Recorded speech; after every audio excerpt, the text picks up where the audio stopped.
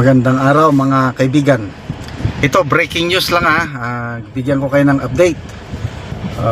Good news po sa mga nagmamahal kay PRRD. Ang ombudsman umaksyon kaagad doon sa reklamo o kaso na isinampa ni Senator Amy Marcos.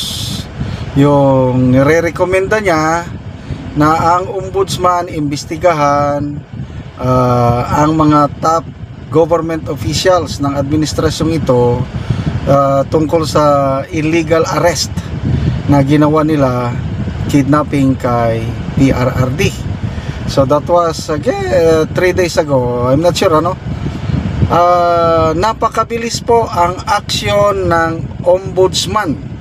Saludo tayo kay Ombudsman Samuel Martires dito sa ABS-CBN post 56 minutes ago. Basahin ko The Ombudsman orders DILG, CIDG, DOJ, PNP, and DFA to file counter affidavits over ex-President Duterte's arrest.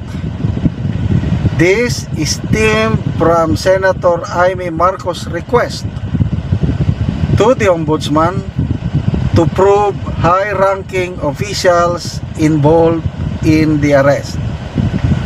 Failure to file counter affidavits within the aforesaid period shall be deemed as waiver of respondents' rights to submit controverting evidence, and the preliminary investigation shall proceed accordingly. So, ito po ang news update ng ABS-CBN. So, ano ang masasabi nyo mga kaibigan? Una, kay Senator Amy. Galit pa rin ba kayo kay Senator Amy?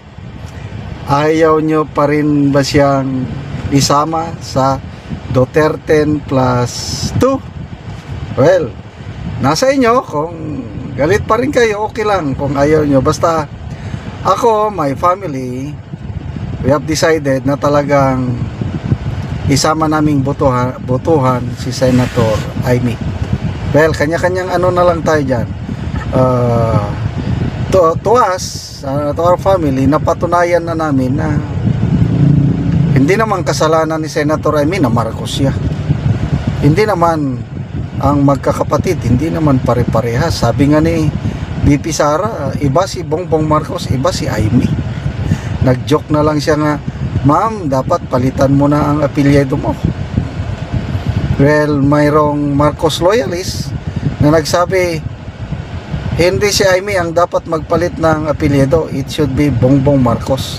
Dahil sabi ng Marcos loyalist na si Amy talaga ang nakakasunod sa apak ng kanyang tatay. And I agree. Talagang saludong-saludo ako dito kay Senator Amy. Ang kasalanan lang niya, na inaamin naman niya, siya yung nag-convince kay BP Sara na tatakbo na running mate ng kanyang kapatid. Inamin naman niya na napahamak niya si BP Sara. Si BP Sara naman, napatawad niya na si Senator Amy, kaya ngayon nagpa-partner sila. So, ito ngayon nagbunga na. Ang bilis 3 days lang. Okay, so pag-usapan naman natin si Ombudsman Samuel Martires na ito, may issue siya doon kay Governor Gwen Garcia sa suspension kay Garcia na inaakusahan na parang may kinalaman daw si Pangulong Rodrigo Roa Duterte. Kasi nga, appointee siya ni PRRD. Halos lahat naman dyan, appointee. Ang daming appointee ni PRRD. Kaya lang, wala na yun. Sa mga nabasa kong post itong nagkarang araw, talagang mas lalo kong nakilala si Ombudsman Martires na he is one of the few government official natin na maaasahan natin dahil he rose from the ranks. He's full of integrity. Problema lang natin dyan is malapit na siyang mag-retire. If I'm not mistaken, August ata siya mag-retire. So paano na itong kaso na ito? Anyway, basta importante masimulan.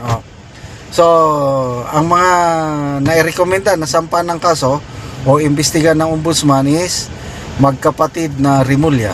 Kaya nga pinapasubmit ng counter affidavit yung DOJ at saka DILG. Kasi nandyan yung dalawang sekretary. And then PNP, CIDG. Kasi nandyan si General Marbel at General Torre. And then yung DFA naman, pinapasubmit din kasi parang under ata nila si Ambassador Marcos Lacanilao. Okay? So, magbasa lang tayo sa mga comments, ano? Ito. Si Eli Portillo. Sabi niya, ang bilis ni Martires. Yes. Fast break. Duterte Gonzales. Very timely action by Ombudsman. Kath Trainer. Sabi niya, waiting for the Senate hearing. Meron pa bang Senate hearing? Hindi na ako nakamonitor. Rosario Somera. Ang bilis. No vote for Manang Biday. Ayaw pa rin botohan. Sige lang. Kanya-kanya tayong pagpili. Jose Di Fonturum. No problem. The respondents expected the intention of Amy Marcos and can legally defend themselves. Of course. Kaya nga pinapasabit sila ng counter affidavit. Lawrence Lapak. Sabi niya, amazing, without ordering the prosecuting arm of the country to commence the prosecution of the rest of the accused in crimes against humanity.